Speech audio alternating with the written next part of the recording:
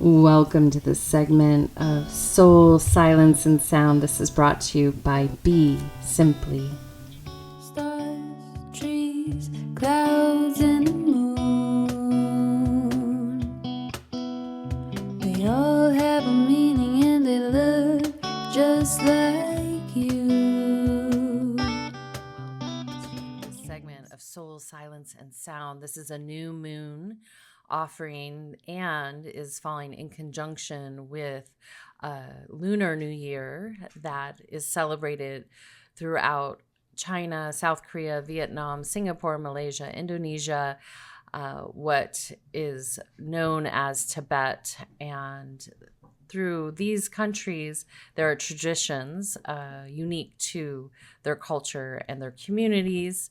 And also we would include Taiwan, Hong Kong, and other locations. And I bring this up because it's really important, I think, in the age of the internet, that many people grab onto stuff, and you can, as I said, celebrate many New Years. We still have more to go in connection with India and with spring, nature's new year. So it's really up to you. And I just encourage you, if you're celebrating by proxy to another culture, that you give it some space to really honor it and get to know it. And that is important, just to be respectful. We will be going into an era of reclamation of language, preservation of culture, and so forth. And it's not to say that many cultures don't welcome individuals in that aren't born into that ethnic background, but it is important to ask permission.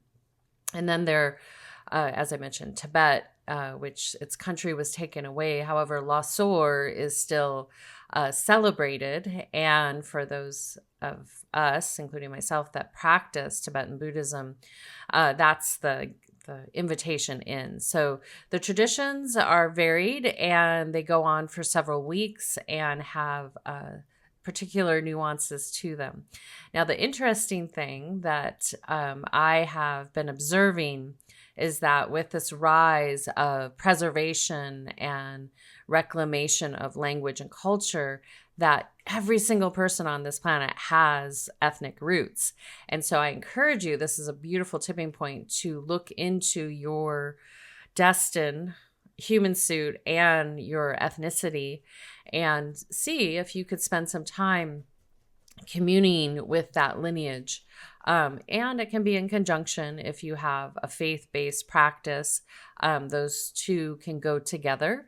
They might not be acquainted with one another based on where the region is. The reason this is important is because in every region of the world, humans are similar to plants, and ethnic roots and languages and sounds are in connection with that region. So that which grows in that region is meant to be eaten by the people that are living in that region, and the bodies adapt. We have become such a migrant community that we're shipping things all over the world, that's wonderful that we can do that. But we will be going through a reclamation process. The other thing that's coming to a closure is the idea of superstition. And we're shifting into objective awareness and trusting, knowing, or could also be called gnosis. And what that means is that as our intelligence awakens, our third eye awakens, our intuition, because we are two-way radios, is that we will start to be able to receive more fluidly information. But we also need to apply objective awareness because everyone is at their own place in the eternal journey. And objective awareness was replaced with superstition, was replaced with prejudice, misguided perceptions. And that has caused a lot of problems and caused a lot of violence, and also perpetuates the word of fear.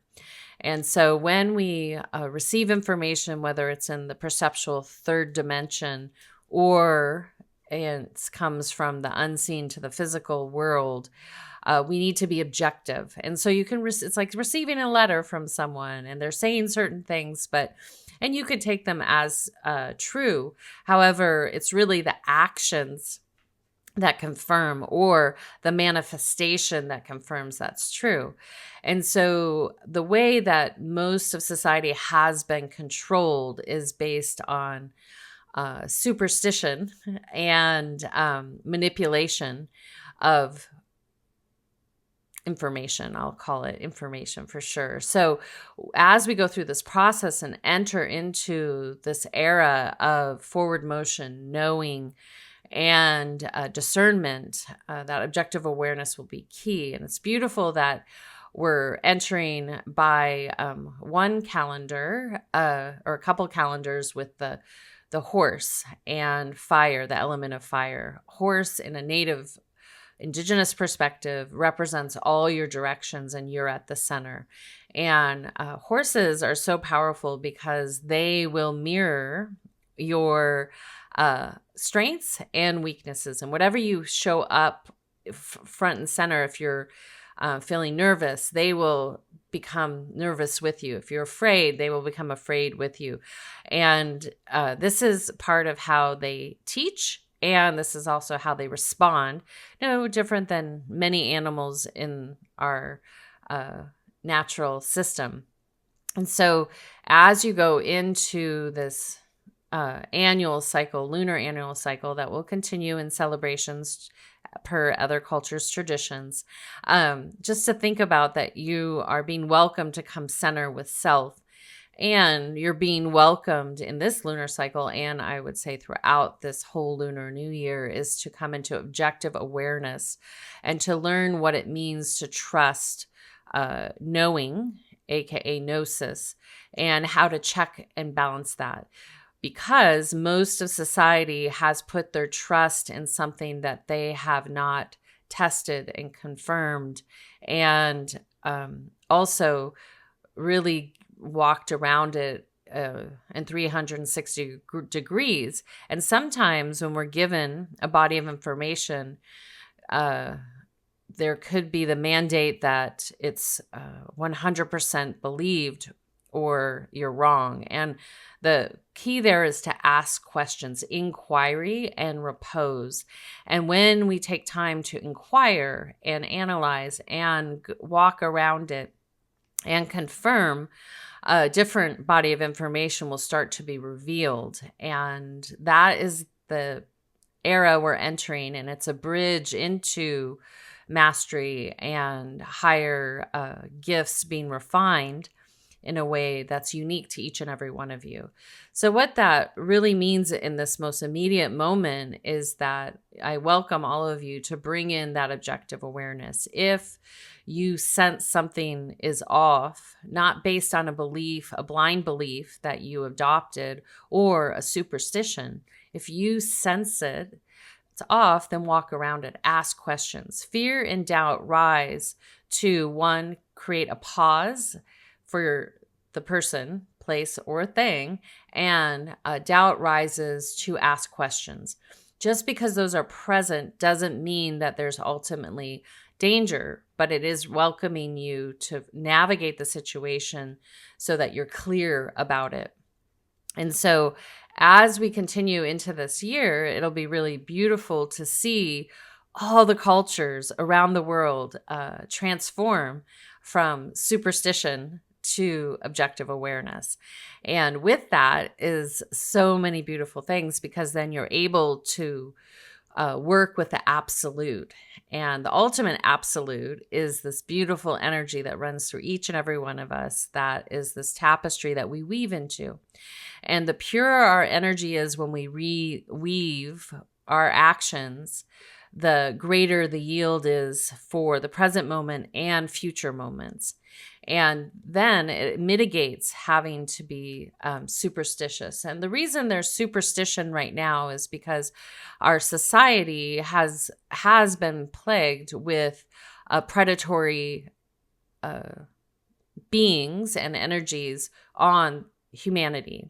And so each culture adapted little superstitions and practices, you could call them rituals, to attempt to mitigate these predatory creatures. And that is going to be no longer needed because that will be lifting off depending where you want to reside. Now, if you want to reside in fear, and you want to be a victim or you want to be a predator, you will be separating off from what's rising up for pure hearted human beings and ones that have compassion, kindness, and an altruistic state of being. And at any given time, you might be ready for that. And if you're not right now, that's okay. The beautiful thing about the infinite is that we get to go through these cycles and can get closer to that. And when we work with meditation, cultivating a mind that can actually transcend all things, it gets easier and easier, but this doesn't happen overnight. Because why? Because we're in a physical, perceptual reality with emotions, feelings. We have past actions that we're reconciling right now, and that all feeds into this collective pool, this collective tapestry that we're working with. And on top of that, we have had energies that don't belong here. They were never welcomed here. They were never part of the original creation of this world system. And so it's their time to exit stage left. And so how you can help in that process is to, one, pull yourself out of being in the dance of a predator and a victim. And most humans have participated in being both, some to varying degrees. And so if you're ready to bow down and find your humble place and really do the inner work from the inside out, you will find great ease with it. And then, most of humanity is doing their best to be, a good person, help out one another, and has these hindrances from these energies that don't belong to this world system. And from Eastern texts and actually just studies, meaning not the study of a book, but the study of one's expansive relationship to the unexplainable, there are infinite amount of world systems. And so again, we want to be mindful because how precious and how wonderful it is that you get to be in this ecosystem that's so abundant. The nature, it's so abundant. You can grow all these wonderful things. You're with people that humans and animals and trees, plants, all these ecosystems that move from this equanimity, this compassion, this kindness, this love. And so it's not so much about having to be against or for anything. It's about syncing up with this ecosystem and welcoming yourself to be there. And because we are fallible, meaning that we can grasp at something, that's what puts us into this like predatory relationship. And that might seem harsh for people, but really, people will just exasperate that grasping, and then it gets more and more dangerous for themselves and others. In addition, it causes a lot of suffering for self and then others. So as you enter into this, we can call it a season. So us here in the Northern Hemisphere are starting to rise up into what would be spring, and then those in the Southern Hemisphere are entering into fall. And this really, I encourage you to pay attention to your own ecosystem. This is nuanced also.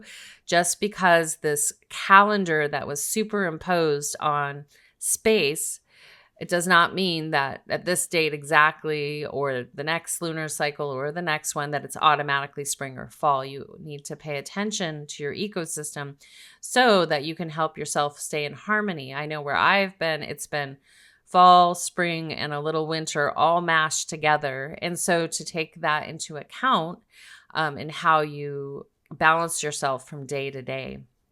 And I think this is significant in the sense that we are at such a pivotal time of change and transformation, that nature is echoing that. And the same would apply in the Southern Hemisphere. So it's beautiful, and it doesn't mean that it's immediately there or it's going to transition in the way that we're used to. And that leads me to the next place, is that the true calendar is a woman's calendar, a woman that menstruates. And that calendar is based on a cycle that yields in procreating and creating a child, or not. There was a time when it wasn't necessary. Spontaneous pregnancy was available. But either way, the feminine had the ability to, and still has the ability to, create from within. And that is a very sacred gift to hold, irregardless if you were destined to have children in this lifetime or not. Women in general have this connection to that divine field that we all have connection to in a different way than the masculine, because how we feed our children as they're growing is from heart to womb. And I bring this up because the solar calendar that was superimposed on this, really, it's a calendar that's held by the equator, it's held by the island nations, it's 13. And so all across the world, the number 13 was omitted. And you'll see how I number, and now we're going back a little bit, 12-1, because we're still in this dance with banker calendars and the true nature calendar. But we'll see how it goes this next year. But that's also why the Lunar New Year moves around. It's based on the moon cycle, which is 28 days. And so each lunation is an opportunity to bring yourself into harmony. And it's not dependent on a banker's calendar or an astrological system that's based on 12. So that 13th number is very sacred, and it's very divine, and it's the cosmic mother. And that gives us the yield of, we're participating in it, but we've pushed the feminine aside, yet the feminine has continued to create and continue on with humanity. And as we separate from artificial to organic completely, you notice these things that fall away, where man-made artificial things trying to create and grow things in a lab really is part of that energy that doesn't belong here.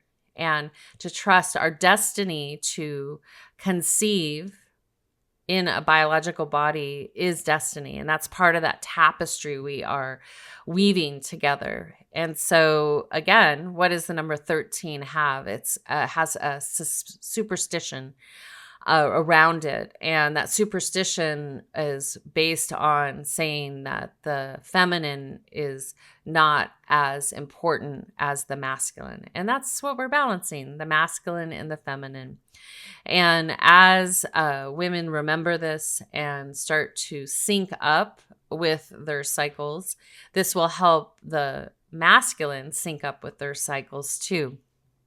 We're all here now, and so we're going into a metamorphosis. And so until we migrate away from these systems and that require us to be in a banker's calendar, this is how we kind of meet each other halfway. It's like, oh, okay, well, we're here in a month known as February, and it happens to be the number 17 at this moment, but it's really it means nothing really. It's just to know where we are. And if you bring it back to the real flow of it, imagine yourself being on an island and you're in this continuous flow with the ocean and with the sun and the moon and the stars. And that flow gives you just a cycle. That moon is a tracking device. And people have different opinions about the moon, and we will get more information about the moons.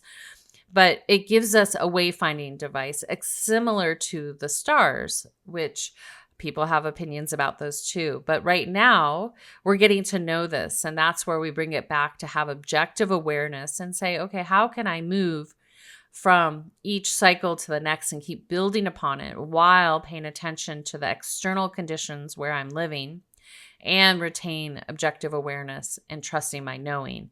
And sometimes when you all of a sudden break through and start to have higher states of awareness, and not a superior, but really a more elevated from within awareness, it's humbling, and it allows you to adjust your lens, bring things into right action, right vision, so that you can serve your highest and best, so that you can also serve your community, your family. And then we start to see harmony and balance, and those two fields start to become in harmony with each other in such a way that there's not this giant polarity. The duality shrinks, and it's really like a beautiful flow between the energy forms that's just keeps everything centered and calm and grounded. And so there's so much more possible when we stay in that state of being without having to travel through wild emotions and everything. So we all will be coming more and more into center. And the beautiful part is then you'll be able to access your full potential and your full possibility without having to swing left and right and start getting distracted and grasping towards things that have really nothing to do with you. It's just, they're there. They might seem interesting, but to really stay focused on your mastery that you will continue to sync up with. So as we go into this meditation, I want to welcome you all to come up into an upright seated position, bringing your back all the way up, up, up. And then once you're there, dropping the shoulders down. One thing I want to share is that in meditation, there is the potential for people to get lost. This is why it's very valuable to have someone like myself to help bounce things off of, because perceptions can get distorted both in meditation and dream time. And there's a clearing that happens. So I just state that. So again, this is where we bring that objective awareness in.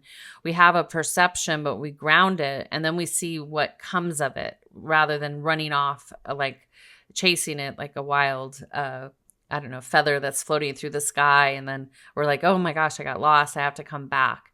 So it's really to anchor in. And as we embrace patience as we enter spring and joy as we embrace fall, these two are the counterbalance to grief and anger. So patience and joy, levity, we want to redirect our attention towards to help us with this counterbalancing, because fear and predatory behavior is leaving and will bit by bit be swept away. So as we go into this meditation, I just welcome you to be the observer of your breath. And if your mind is busy, focus on a point down in front of you, open-eyed zazen technique, just to observe. And you don't have to force thoughts in or out. Just be.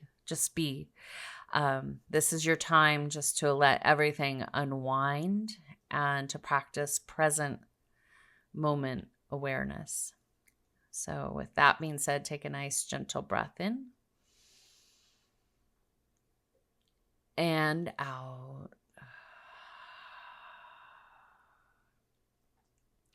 Again, inhale.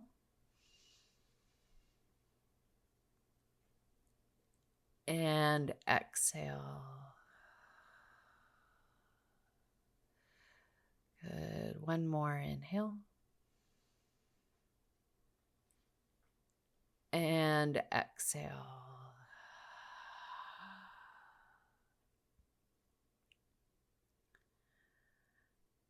And then gently from there, continue to observe your breath, your natural pattern, and allow that to be your focal point and or a spot in front of you.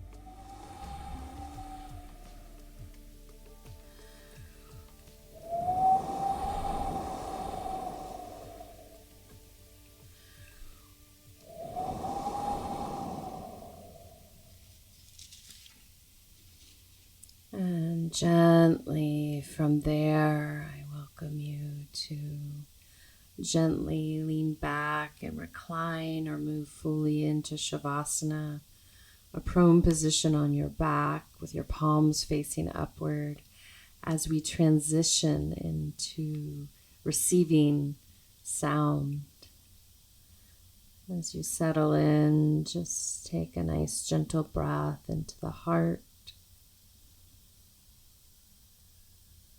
and out. Again, inhale.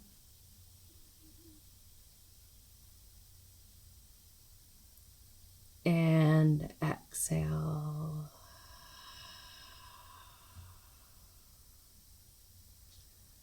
And one more inhale. And exhale.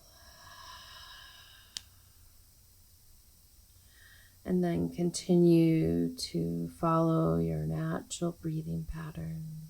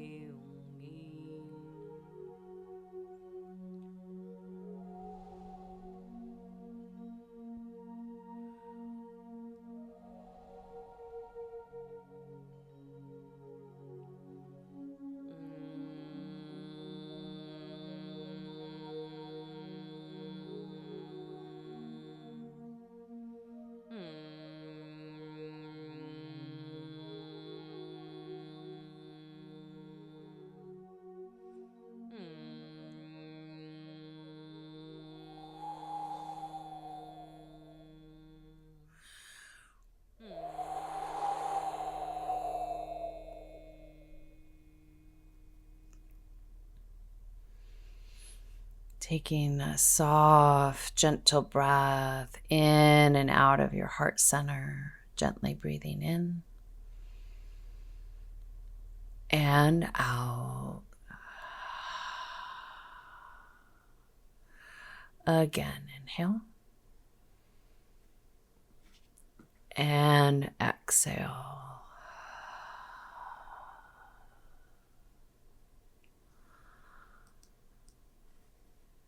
And as you breathe in and out, just welcome you to bring your awareness to the physical surroundings.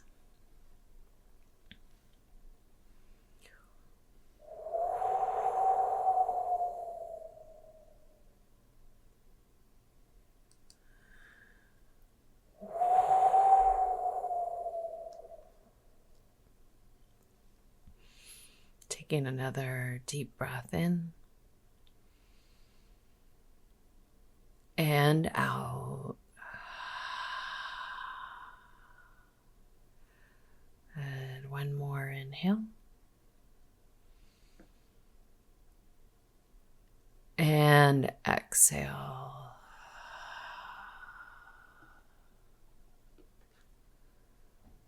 Good. Again, inhale. And exhale. And I want to welcome you just to take a moment to express silent gratitude for yourself.